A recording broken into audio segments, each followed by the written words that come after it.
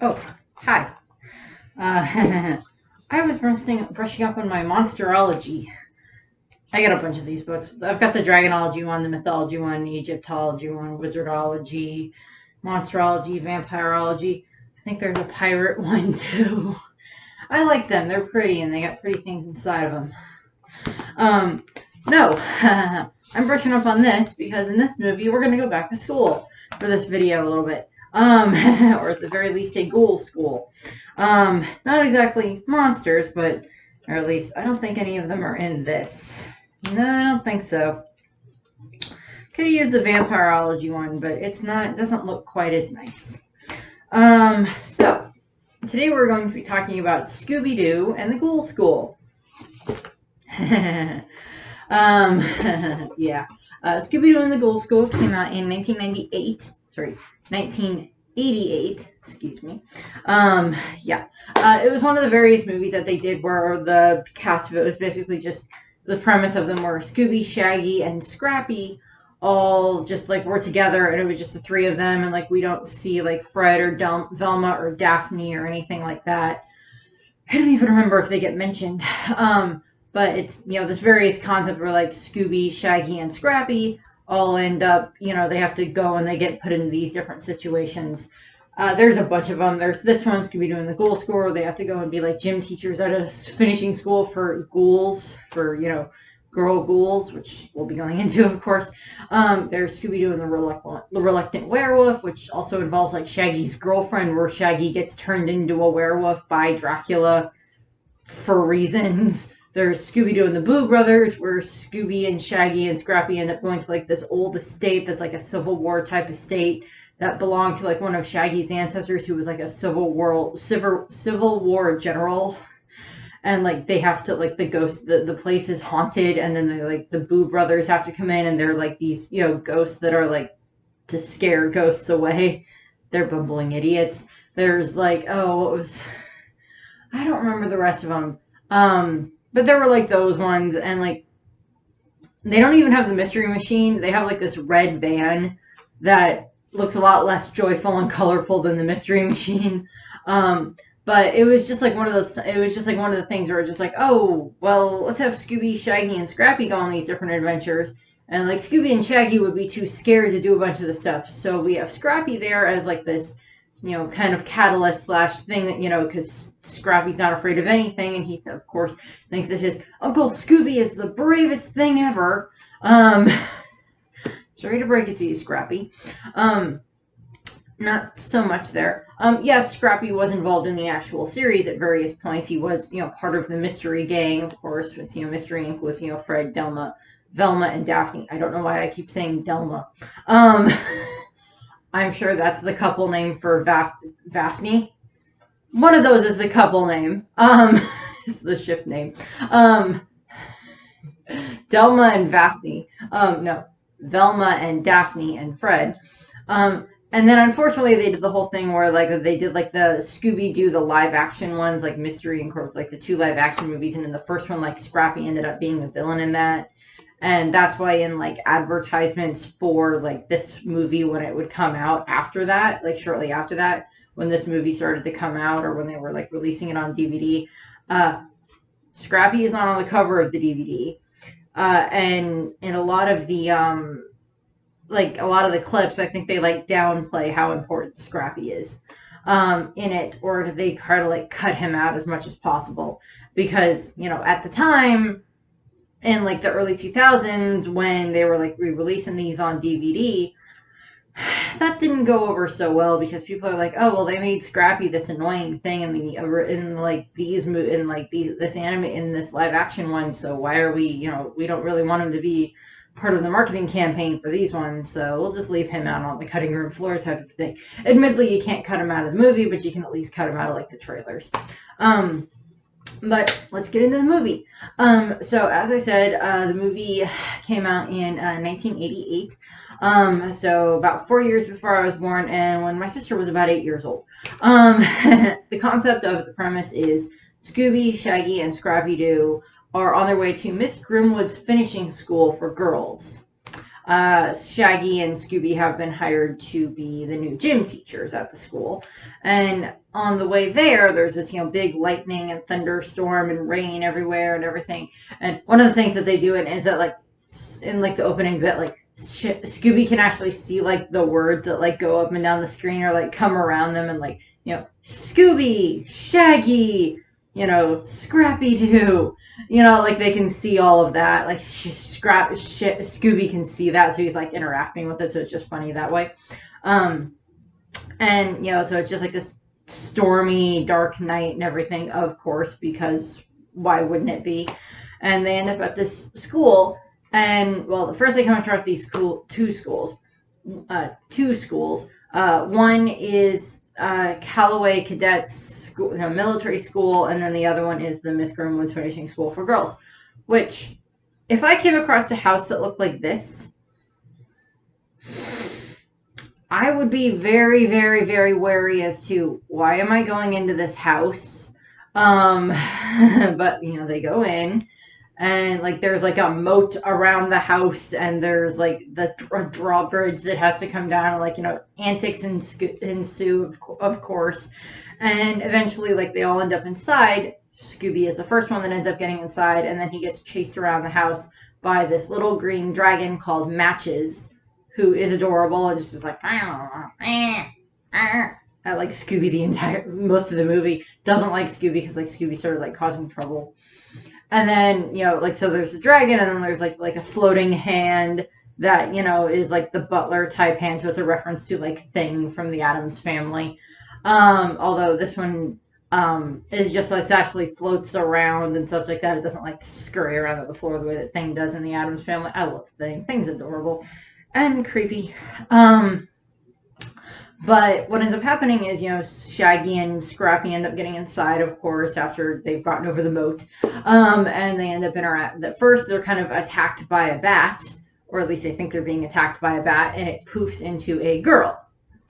And the girl has like long purple hair and a purple dress, and this is Count Dracula's daughter, Sibella.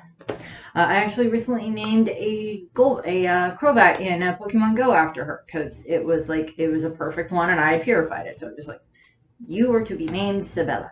And she's the daughter of Count Dracula, and then they're introduced to Elsa Frankenstein, who is the daughter of Frankenstein's monster. And then there's Winnie, daughter of the werewolf, and then there's Phantasma, usually just called Fanty, is the ghostly daughter of the Phantom from like the 1930s, 40s-ish range, is like where all these monsters are coming from, like the Universal Studios, like horror monster movies. And then they meet Tanis, who is the daughter of the Mummy. And of course, these are parody, these are just parodies and tributes to the Universal monsters from like the 1930s to the 1940s, as I said. And being introduced to each of them, and of course the teacher, Miss Grimwood, Scooby and Shaggy keep freaking out, and they keep running all over the place, and like they run into one, and then they run into the other one, and then they're just like screaming and like running all over the house. And eventually they just get like calmed down, and then like Miss Grimwood is just like, well, I hired you because I need you to help my girls win their volleyball match against the cadets over at the Callaway school. It's like, and like Scooby and Shaggy, of course, think that like they want to eat them. Think that that the monsters all want to eat them. Cause like, don't eat us. We're nothing but skin and bones. Just like, no. We don't want you to eat. We don't want to eat you. We don't do that. We have different tastes. You're not our taste. We want you to help us train so we can beat the boys in volleyball. And it's also like, okay. And, Grimwood kind of like forces him into it because she's like, well, I have this contract that you signed, Shaggy, that has, Shaggy's name. And, it's just like, it's a plot device that forces them to stay there. So it's like, you signed this contract. My answer, I signed that contract under false pretenses. You mentioned nothing about this being a finishing school for monsters. No. But like Scooby and Scrappy were like the two that witnessed the signature and everything. And so they're kind of like sealed into the deal type of thing. And so like they stay and like they kind of notice that like the girls aren't as bad as they thought they were, or aren't as scary as they initially intended. Because like Fancy keeps like floating through the walls, and she likes to play the organ that they have in there, and like Candace's room is all done up like ancient Egypt tomb and everything, and that's funny. Like Winnie likes to howl, and Elsa like kind of walks around, like the Frankenstein walk, of course, and Sabella switches back and forth between being a bat and being a vamp and being her vampire form. And of course, we are introduced to the butler, who is an octopus, who is just called Legs, and of course the hand. And they have like it's just like a fun little world that they built here. And it's just like fun, and like Scooby and Shaggy end up they all spend the night and everything, and Matches still doesn't like Scooby, of course, and they end up they spend the night and everything, and the following morning they begin with teaching. First there's the getting Scooby and Shaggy to wake up, of course, which is just kind of funny, which results in like Scooby's tail getting set on fire by Matches, and then his tail getting bit by a piranha, and all this other stuff, and and then they're gonna do they're starting with doing like a ballet lesson with the girls, which is just funny because like I'm like, okay, things that we learned about Shaggy from like A Pup Named Scooby-Doo, which I can never remember. I think Pup Named Scooby-Doo came out like after this, but like I think Shaggy come from like a kind of well-to-do family, and like they have Shaggy and Scooby like just dancing around, like they're in the tutus, in the skirts and everything. And I've done ballet, and it didn't last very long because for some reason they put me in a class with girls that have already been doing ballet for quite a while, and I'm just like, you don't have a beginner's class I can be a part of? Admittedly, I think I was like 9 or 10. Or well, maybe, no, I don't think I was quite that old. But it's like you didn't have a beginner's class I could be a part of, not with girls that have been doing this for a little while. So I was like, yeah, ballet is... no, ballet itself is awesome. Ballet itself is amazing. Me doing ballet is not good. No. But, it's like, so Scooby and Shaggy are, doing ballet with the girls and like jumping all over the place and being, fairly graceful. And like, they have like the hand that's, playing like this, phonograph record thing. And like he's, so they're like going along with the music and dancing around. And then we cut over to the Callaway Military Academy, which is, just, it's their neighboring school. It's this boys' military school, of course, run by, Callaway, who's their Captain Callaway or whatever his name is. And like there's these kids, Miguel, Grunt, I don't remember what the other 4 boys. There's like, because there's 5 girls and there's 5 boys. And like the boys are very much like, one of them is very into like tech, one of them is very into routine, one of them is just strong, one of them is more like the up and ready type, up and comer type thing, and so those they all represent different things or so. So we have that, and like the boys are like, we're scouting the enemy, and Callaway's like watching over them. And Callaway, I think one of the characters that I feel the most sorry for throughout the course of this movie is Callaway, because he's just trying to run his military school, and he gets a water balloon thrown in his face, he gets knocked over, he gets a periscope landed on his head, he gets beat up by a volleyball, he gets like trumpets in his head all the time. He suffers a lot. I feel sorry for Callaway, quite a bit sorry for Callaway throughout the course of the movie. But what ends up happening is, of course, like he's that's right, boys. Just keep an eye on those Grimwood girls, and like at one point, like the volleyball gets like knocked into the Grimwood territory, so it's like they have to like try to do a recovery mission, and like they go try to get it, but like Matches grabbed it from them, and like they it's like, oh my god, it's the Grimwood's weird guard dog, and like it blows fire at them and they run away. I'm like, I'd be running away from the fire breathing dog too. Also, it's not a dog. I just like, they have it set up in the movie. There's like this rivalry between the Grimwood school and the the Callaway military school for like this volleyball tournament that like every year they do like this volleyball tournament, and like the Callaway school has won for like the last 4 or 5 years or whatever. And I'm just like, you would think after being at this school for long enough or living next door to the school for long enough that you would notice that one of the girls is a werewolf, one of the girls is a freaking ghost. They, their dog is not a dog. Their dog is a dragon.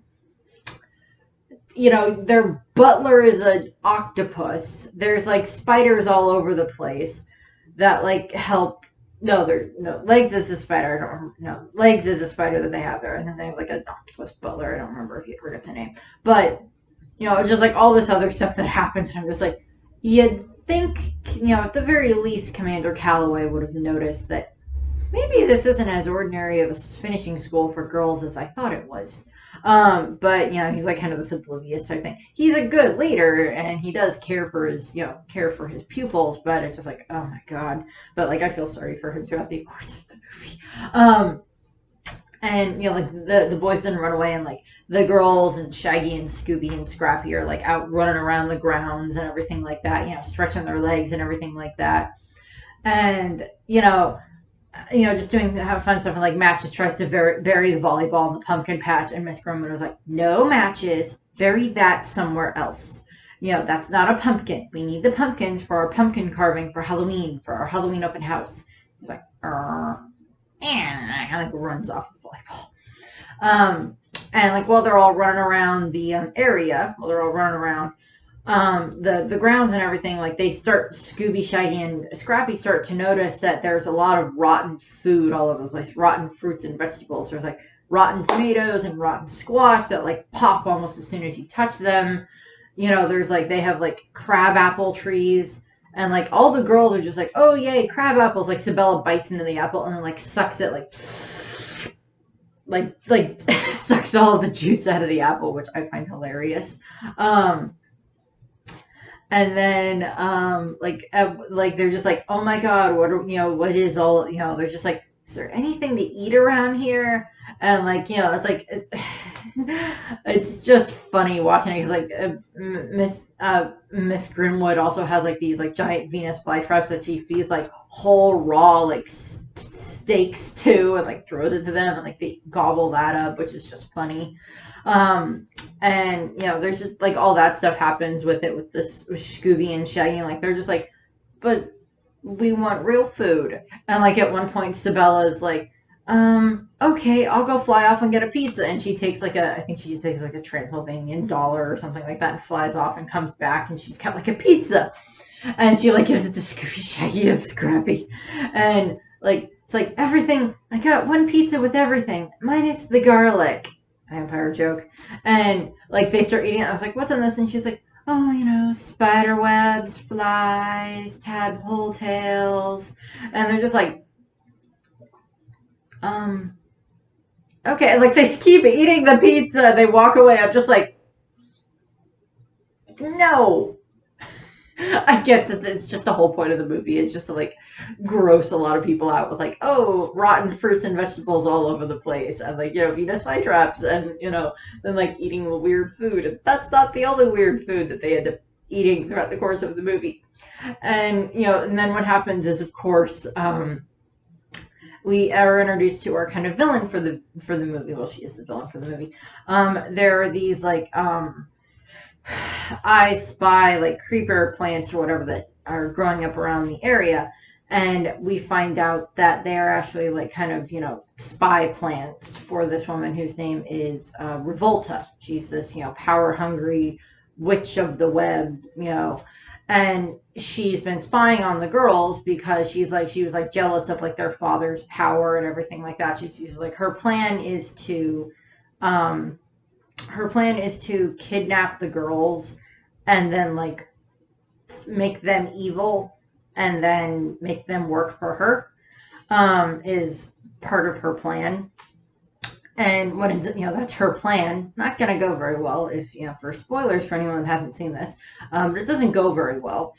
And then what ends up happening is, of course, so they're like spying on the girls the entire time, and like, Callaway comes over at one point, and like him and Grimwood talk, and like first he ends up in like this Inquisition like style torture chair at some point, just because he sits down in it and it like traps him, and then he has gets released from it and everything, and then like he ends up drinks like fungus, eats like fungus fudge that like Miss Grimwood makes, and then he drinks like toadstool tea, and then like the other chair that he sits in gets like matches, like sits underneath it, like sets it on fire and like roasts him, and like he's just there to discuss the time for the volleyball game, and just like, yes, it'll be at like 1400 hours, and they head off, and the boys have been practicing for their volleyball and everything like that, and like the girls have been practicing too, and Shaggy, Scrappy, and Scooby are, helping the girls, of course, and, helping them with, limbering up and getting all ready for this. And, like, we get, like,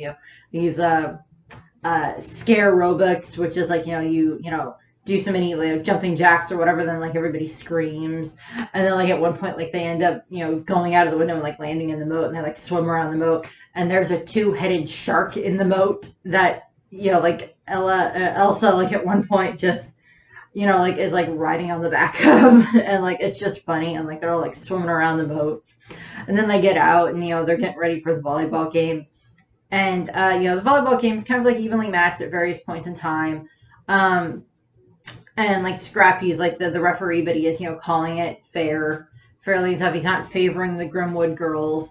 And like the volleyball net has to be made by like the spider that works for them. They're just like, and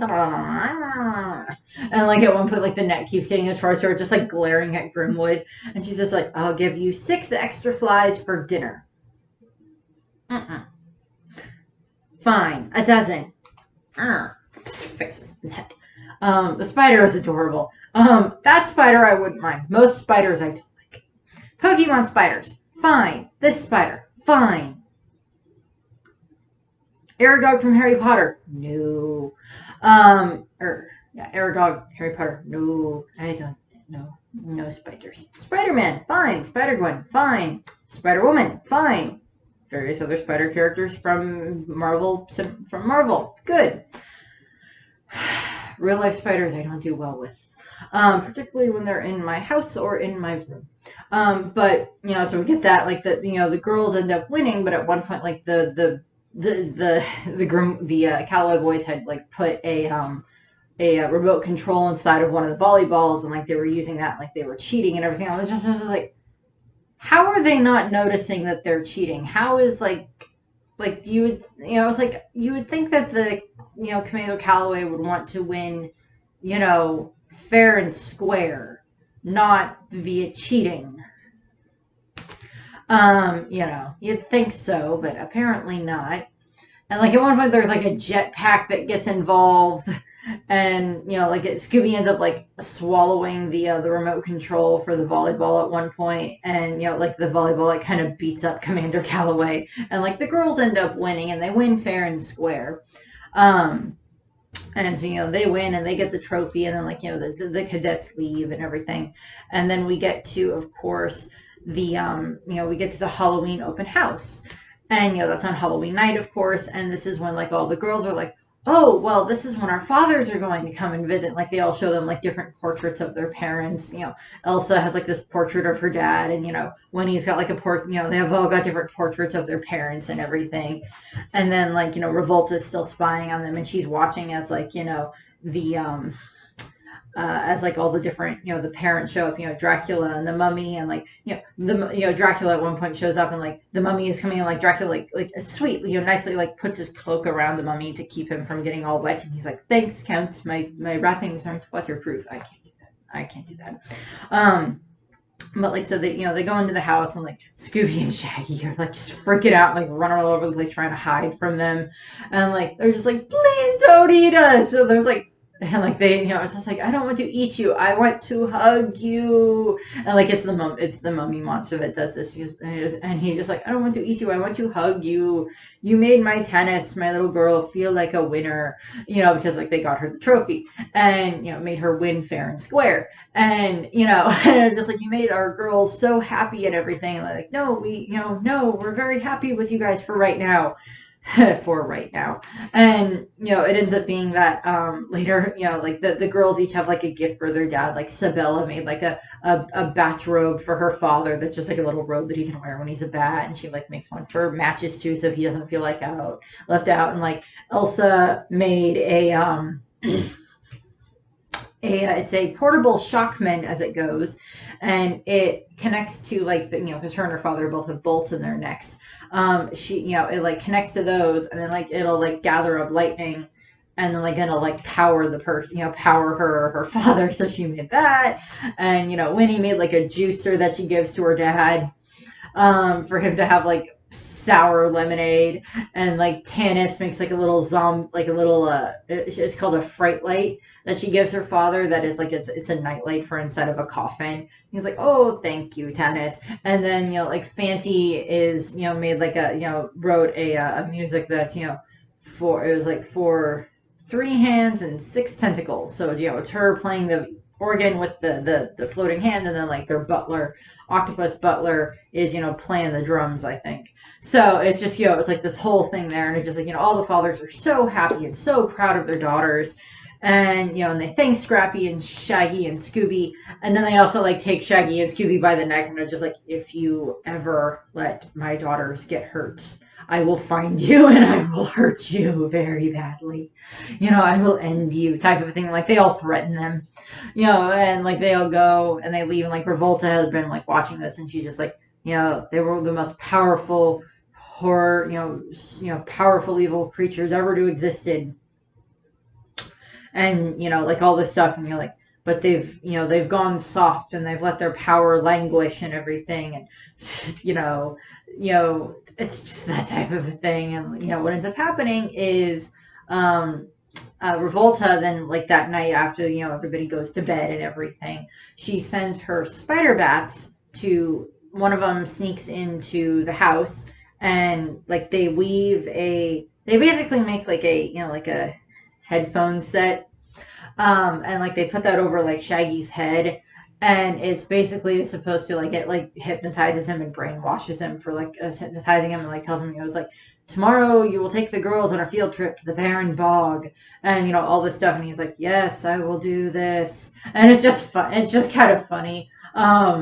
He's just like, yes. And then like the bat disappears, and like the next day they do that. And he gets the girls into the van, and him and Scrappy and Scooby take them to the barren bog, which I'm just like, that does not seem like a place Shaggy would want to go anyway. So you would think that would draw up some red flags from Scooby, but apparently not. And they get there, and they start, they're just like, how about we just have like a run through the bog and have fun that way, and everything like matches like Hitched a Ride. And like on that same day, the Callaway cadets are in the bog as well, doing like a hike through the bog and everything. And like the Callaway and like the youngest one sticks him, and the other ones try to like sneak away so they can find like an easier route through the bog, which, plot point for the movie, helps. In actuality, it's just like, just follow your commander.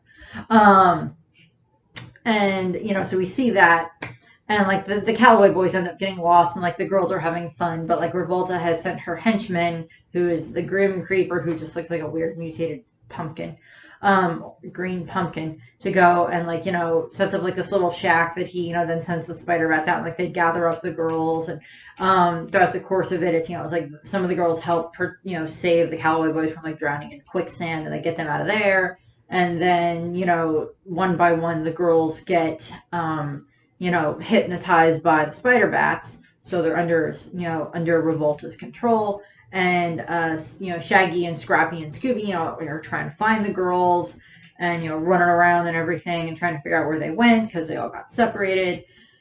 And Revolta like captures all of the girls, and she makes the shack fly, which is okay. She flies the shack back to where back to her hideout, and like the guys are following it. Like for some reason, if I remember correctly, they have a map, and the map's not what bothers me. The fact that Revolta's castle is on the map is what bothers me. It's not the way that works. But because because the girls help the Callaway cadets, the cadets kind of felt like, because the Scooby and Shaggy's van gets like trapped in the mud, so they help push it out of the mud, and and then like that night, like the boys actually end up, or like like the Callaway cadets are like at their school, and it's just like, we can't sleep, it's like, I feel bad because it's like they didn't go and help Shaggy and Scrappy and Scooby when it came to trying to go and help the girls. It's like, I feel bad for not helping those Callaway girls. They did save us from the quicksand. I'm like, yeah, via Harry Potter rules, you owe them a life debt. But like, the boys are just like, well, we gotta go help them and everything. And like, I guess there's like a tracker and something, and then they like track them. I think there's like a tracker and like the volleyball control device that like Scooby swallowed. So like they follow that, and like they have like it's a helicopter. Just picture like the helicopter thing that like Jesse James and Meowth had, that's like a bike powered helicopter from Pokemon. Just like kind of picture that, and that's what the Callaway boys have. So they're all pedaling, and like it's helicopter type thing. And what ends up happening is they head off to the castle. It's like, there it is, Castle Revolta. Why is this castle on a map? If it's the evil lair, why did you put it on a map? It's like, Revolta, clearly you don't understand the concept of secrecy. It might be a very helpful thing to have in your line of work if you're kidnapping children that belong to some of the most powerful and famous monsters in all of history, or at the very least in the last 100 or so years. A little more, because like Frankenstein and Dracula were around a little bit further. Of course, the concept of like mummies have been around for a long freaking time because of Egypt, of course, and ghosts have been around forever, and werewolves, whenever that started to come into play, all that fun stuff that goes into that. So that all goes in there, one way or another. And at this point in time, all the girls are still hypnotized, and they're just like, I only obey Revolta. Like the joke on that line is that like they keep whacking Creeper with like wet mops, or like kicking him out of the way or something like that, because like they only obey Revolta, they won't obey Creeper. And and like Revolta's like, I'm going to turn them evil at midnight with this potion and everything.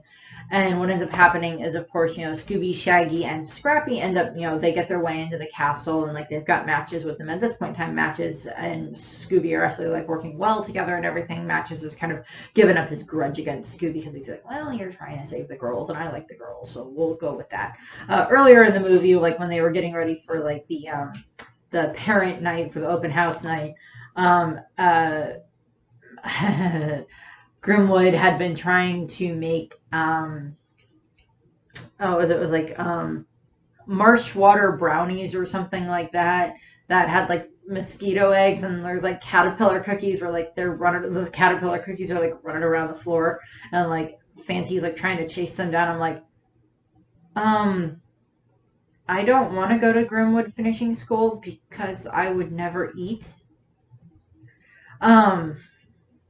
No.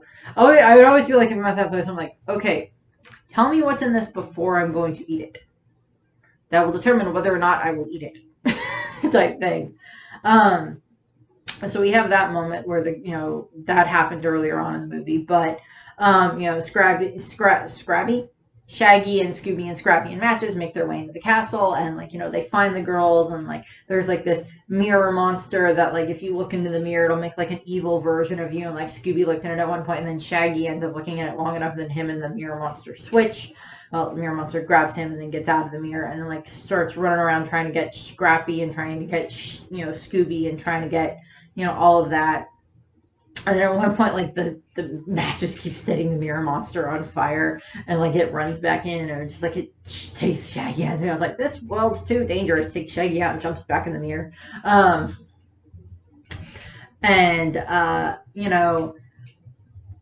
ends up happening is like Revolta has been like working on this potion and everything to make the girls evil, and like they're trying, like at some point Scooby, Shaggy, and Scrappy get caught, of course. And they get thrown into this giant well, and Matches get all thrown into this giant well. And there's this beast in there that's called the Well Dweller.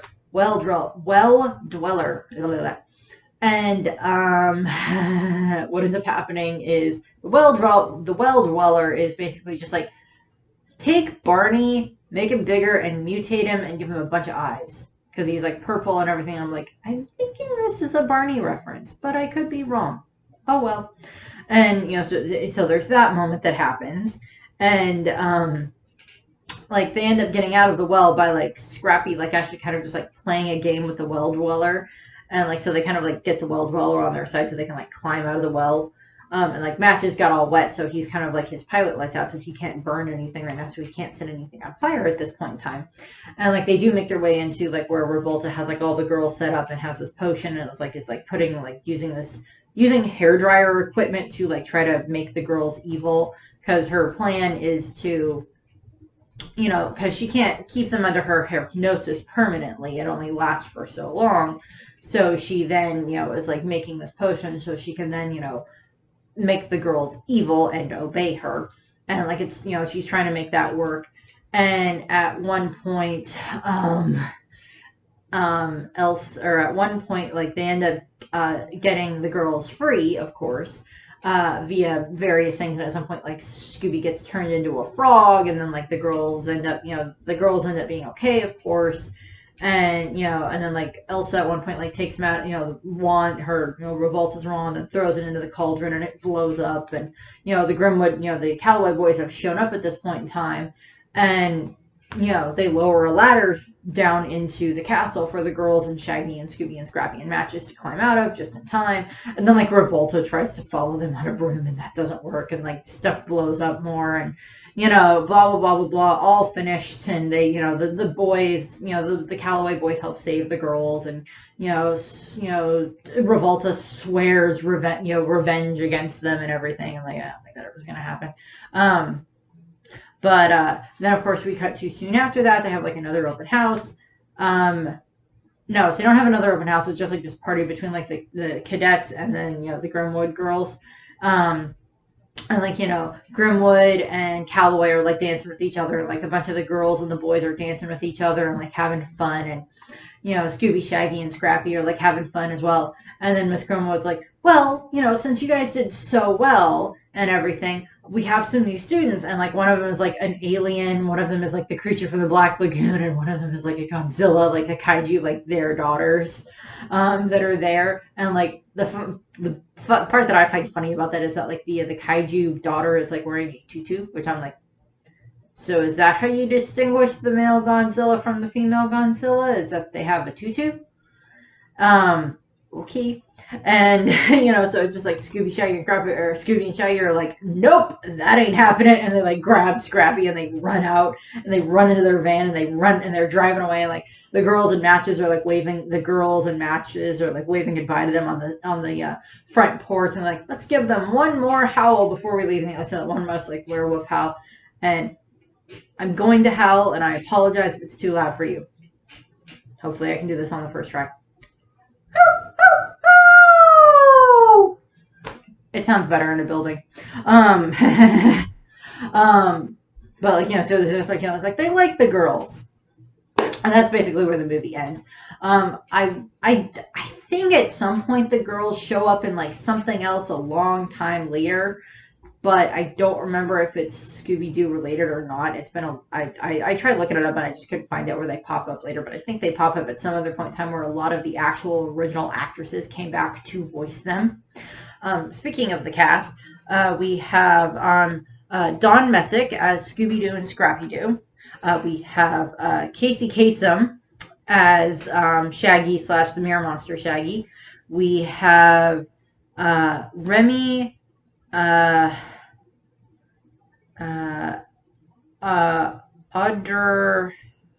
Aduronos, I apologize for butchering that last name, as Baxter, who's one of the Callaway cadets. We have Susan Blue as Sabella Dracula. We have Hamilton Camp as Phantom Father, who's Fanty's father, the Phantom. We have Jeff B. Cohen as Grunt, who's one of the Callaway boys. We have Glennis Johns as Grimwood, as Miss Grimwood. We have Zell Kessler as Count Dracula / Frankenstein Senior. We have Retta Lee as Revolta, who's of course the witch. We have Aaron Lahore as Miguel, again one of the cadets. We have Patty Maloney as Tanis, who's the tiny mommy girl who's adorable. We have Scott Menville, who I think did other things down the line, but I just don't remember, as Tug, who's one of the boys. We have Pat Muskick as Elsa Frankenteen. We have Bumper Robinson as Jamal, who's one of the Callaway cadets. We have Ronnie Shell as Colonel Callaway. Sorry, he's Colonel Callaway, not Commander Callaway. We have Marilyn Greffler as Winnie, who's Winnie the werewolf. We have Andre Stokia as the Grim Creeper / Mummy Daddy, who's Tanis's mummy daddy. We have Rosie Taylor. I'll go Rosie Taylor in a second. As Fanty / Phantasma. And then, of course, we have Frank Welker as Matches / Papa Ware as the werewolf. So, the main answers on these ones for actually big name ones are Casey Kasem, of course, has played Shaggy for a very long time. And in a lot of the original stuff for Scooby-Doo. And he passed away a few years ago. He was also like a disc jockey at various points in time, like the top 40 countdown with Casey Kasem and everything. The other ones on this list that I do know, Frank Welker I've talked about before.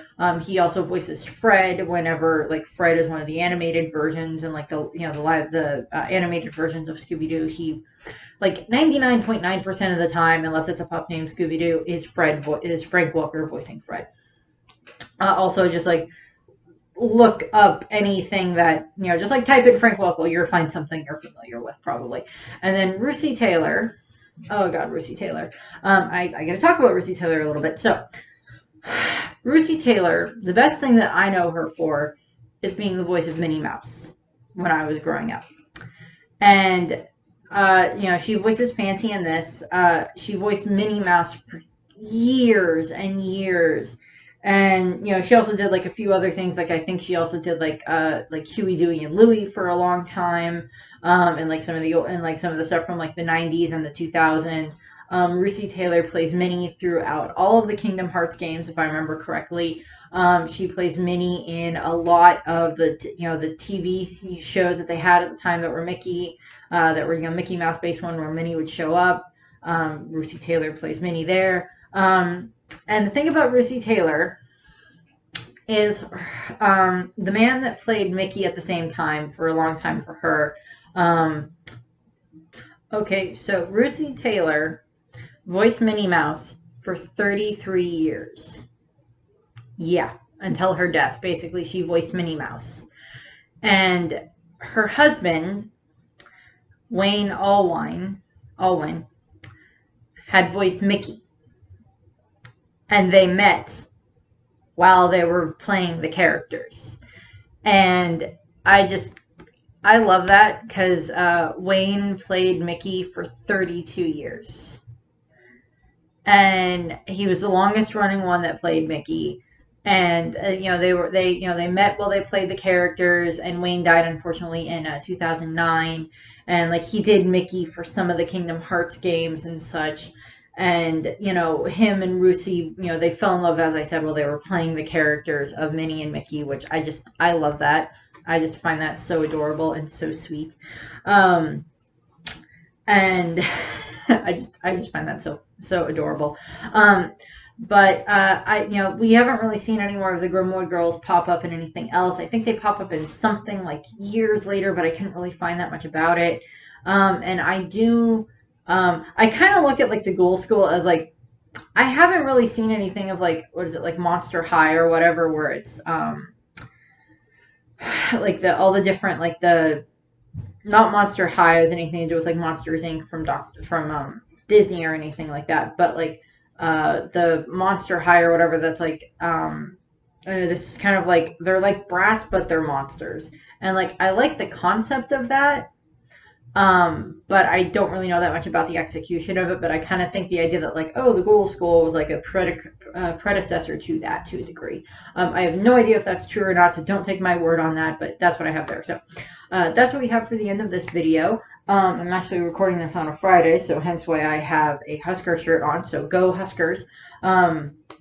At whatever point in time this lands. Hopefully, we have a Husker game the night on tomorrow, which will be a Saturday, so we'll have that. So, I thank you very much for watching. I hope you enjoyed the video, and I hope you have a nice rest of your day. Bye. Matches. How many times have I told you, don't dig in the pumpkin patch? We need them all for our Halloween open house party, and you certainly can't carve that into a jack-o'-lantern. Now get rid of it.